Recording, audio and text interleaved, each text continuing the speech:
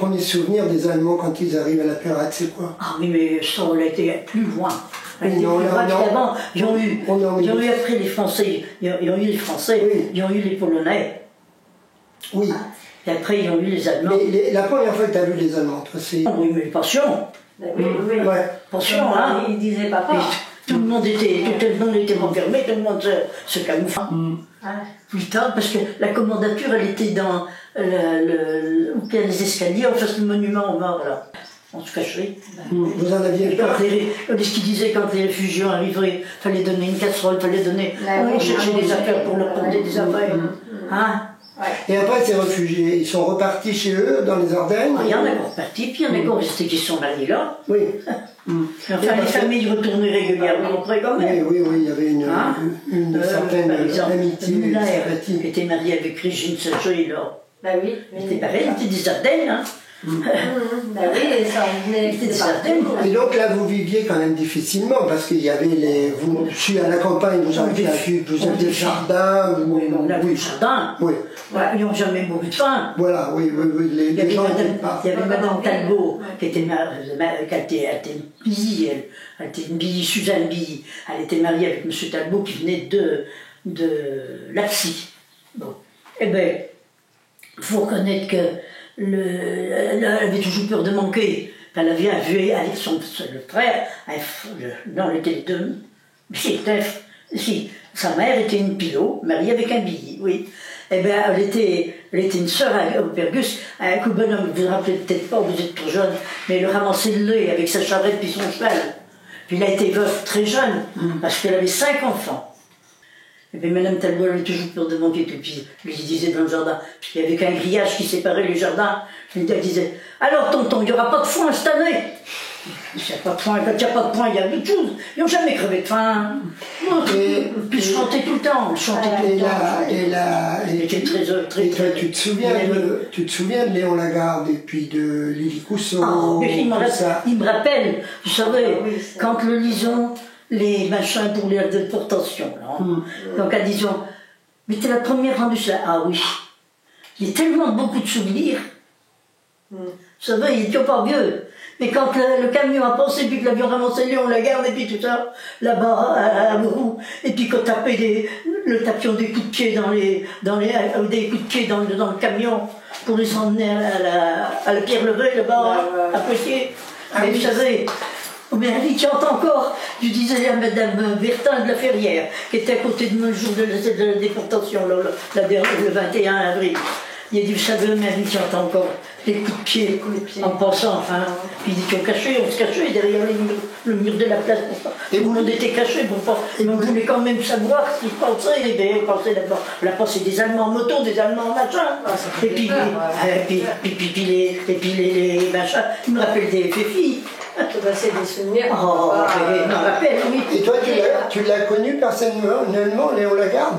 Oh, oui, certainement. Bah, on était tout le monde se connaissait sur la place. Bah, oui. Tous les enfants qui auraient venu sur la place. Bon, on était un gentil garçon, et puis très calme, et puis tout ça. Et comment ils sont rentrés dans la résistance, Lily Cousseau, Léon Lagarde, et je suppose qu'il y en avait d'autres? Eh bien, il y avait M. Gall, qui est instituteur à la Louvois, mais après, lui a pas resté quand la guerre est venue, parce que, à cause du château, la partie à Aubigny, à l'école. Monsieur Gall, lui qui a amené avec Boucher de Saint-Loup, qui était médecin, Boucher de Saint-Loup, puis d'autres. Il ne me rappelle pas tous les noms. Hein. Oui, bah, c'est bien. C'est qu'il y en avait. Hein. Et la résistance, ils l'ont commencé à peu près dans les années 43, 40... plus tard. Ah oui, des jours. Et puis Léon devait être 2 ans plus vieux.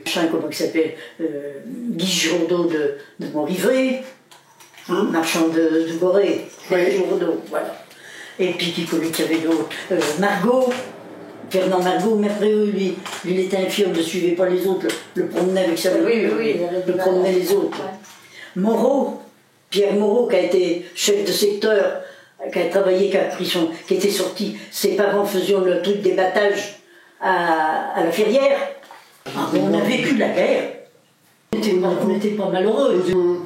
disons toujours, ah ben, c'est qui disait une journée, Lucie Pontero, elle disait toujours, ah, m'apportez pas des courgettes, hein, de courges là, de beau saloperie, il y en a roulé assez dans ma bouette pour donner à mes gorées. C'est pas un goré, il veut pas manger de boulet. À la plus c'est une assiette de même, peut-être quand. Voilà. Alors, Donc, ben vous avez connu ça, Madame Pontero. Certainement, oui, puis ça ne me fait pas envie, rien que de les voir, ça me suffit. Et tout le monde est levé sur cochon pendant la guerre, pour manger. oui, vous preniez... Les gens suspendaient les machins au ce niveau, là, pour faire ce champ. La plupart des Perratais, bon c'est une question un petit peu délicate, il y en avait qui étaient pour les Allemands ou... Il y en a toujours eu. Ouais. Enfin, pour dire que... Presque le marché noir qui les aura intéressés plus que la délation ou les choses comme ça. Voilà. Disons qu'une journée, une fois, en Bérambeau, le pauvre, le TL, parce qu'il y a des beaux chalions chez elle. Alors, hein, pour manger puis pour boire. Alors, ils sont habillés comme ça, vert, travaux. Ah, on a ramassé sa pleine d'orne. Alors là, ils disaient, oh ben oui, mais elle est pour les Allemands. Oui, Maxima, était ailleurs, elle était au moulin, elle était le rendait service à l'un, le promenait sur l'autre. Oui, mais on était des gens, quand même, lui, M. Rambaud, on ne peut pas dire une affaire, même qu'à disons, je disais quand sa belle-fille l'autre jour, qu'elle est venue me voir, il dit, vous savez, vous avez été beaucoup critiqués. Ah ben ça. Mais, si l'avion, il y en a tout plein ici, n'avions pas eu la guerre, la maison Rambaud pour manger, l'avion crevé de faim. Oui. Hein? Oui, il y avait quand même une solidarité. Voilà, puis il y avait de la familiarité, qu'il n'y a pas maintenant. Et là, tu me parlais que le curé, quand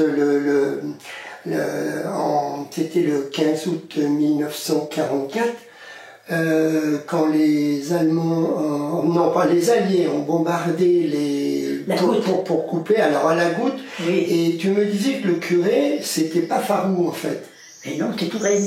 C'était Touraine. Et puis lui, il était collaborateur. Mais à ce moment-là, Mesgouen, qui était évêque, il était collaborateur avec un petit. D'accord.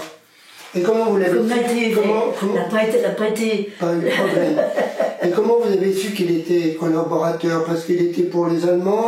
Certainement, mais pour ça qu'il avait été mis là, à la ferme. D'accord. D'accord, donc c'était déjà quelqu'un qui était sous... Il était sous la direction de l'évêché. De l'évêché, mais... en cercle fermé. Et donc ce fameux 15 août... Mais on n'a jamais eu à se plaindre. Non, elle n'a jamais fait de réflexion. Oui, il s'était un petit peu casé. Voilà, c'est ça. Voilà.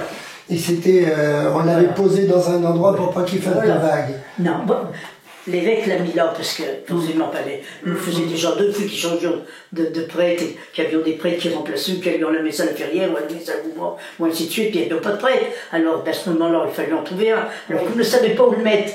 Il ne fallait pas le laisser dans la région de Poitiers. Et la population de la Pérate l'avait accueilli correctement. Correctement, il y en a peut-être qui ne voulaient pas bon, mais n'en pas. Il y en a 25, il y en a toujours qui les imposent. Mais c'est quand le sont plus difficiles, parce qu'aujourd'hui, tout cas que les curés ne leur plaisirent pas, aujourd'hui s'ils mourront, le blanc est curé même bien le pas. Ah, puis on est toute une affaire. Et encore, mettons même pas les pieds à l'église, il en a un curé quand même. Ce fameux, ma pauvre, le curé de Chantal. Ce fameux 15 août, puis nous, on était... Tu étais à la messe, je suppose. Tu étais à la FIS, ce jour du 15 août, comme tous les 15 août. À la messe. Et il a arrêté la cérémonie, donc quand les avions sont passés sur le bourg. Interdiction par les Alliés de circuler sur les routes de Gâtine. La tante Madeleine, très pratiquante, décide avec sa fille Simone et Michel de passer outre, en se rendant à la messe à la Pérate, à 2 km. Roger Jounot, son mari, était resté au village de la Goutte avec les plus jeunes de ses enfants. Le laitier avait décidé de faire sa tournée comme à l'habitude. En l'église de la Pérate, le curé débute son office quand l'avion passa en piqué sur le bourg et quelques instants plus tard, la mitraille crépita sur la route de Tenzel. Le curé mit fin à l'office et tous les fidèles repartirent vers leur domicile. Madeleine, Simone, Michel enfourchèrent leur vélo et se précipitèrent vers le village de la Goutte. Devant la désolation du camion en feu et du laitier étendu mort, criblé de balles sur le chemin, Simone resta prostrée et traumatisée par cette image. Sous une pluie de douilles, Roger, dans son jardin, avait été épargné par la mitraille du village. Irène et Françoise, qui jouaient devant la maison, avaient été touchées au bras et au cou, heureusement sans trop de gravité. Le voisin, Michel Richard, lui, s'était enfui et restera caché pendant plus de 3 jours. Comment il s'appelait ce laitier? Tu me l'avais dit l'autre jour. Oh, il ne me rappelle plus. Parce que moi, dans mon film, si tu veux, que j'ai fait sur les paysans de Gâtine, eh bien, je parle de ce laitier, justement, que papa m'avait raconté. Je me rappelle. Oui, parce que, ah oui, ça, parce qu'à ce moment-là, on était la Viette. C'était de la Viette, oui. Et c'est donc à la Goutte que... Alors, le pensait quand même à la chapelle Bertrand, le pensait venait de loin. Il faisait une très grande tournée. Ouais. Et oui, donc... Le temps y croit, enfin, puis il m'en rappelle. 15 août 44, c'était le 15 août, de toute façon. Si, les maquis avaient voulu faire dérailler les trains sur la route de... Oui. Et que il y avait eu, au niveau des Allemands, il y avait eu 8 morts, le train avait quand même déraillé, parce que le chef de gare avait appartenait oui, ça, il m'en rappelle. Avant le viaduc de la Pierre-Levée. Oui.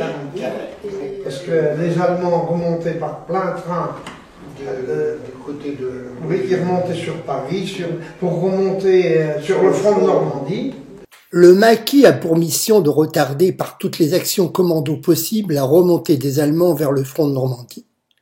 L'urgence pour les Allemands est de renforcer sur tous les fronts leur division pour mieux repousser les Alliés qui progressent vers Paris. La résistance qui était là avait déboulonné les rails.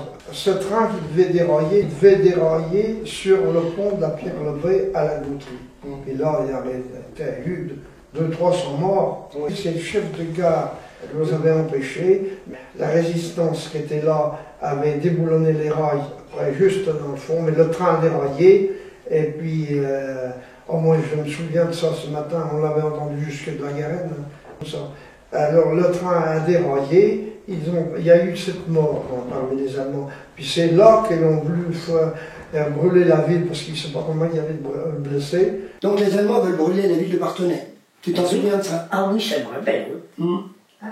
Est-ce que vous n'aviez pas encore l'information de Radio Glane? Et puis le docteur Chambard a dit comme ça que s'ils faisaient brûler la ville, lui ne le soignait pas pour les blessés. Mais vous aviez peur des Allemands quand même en 1944, ou vous aviez réussi à... On ne pouvait pas dire qu'on pouvait avoir peur des Allemands. Puis il y avait des gens très bien aussi parmi eux. Il y en avait partout d'abord.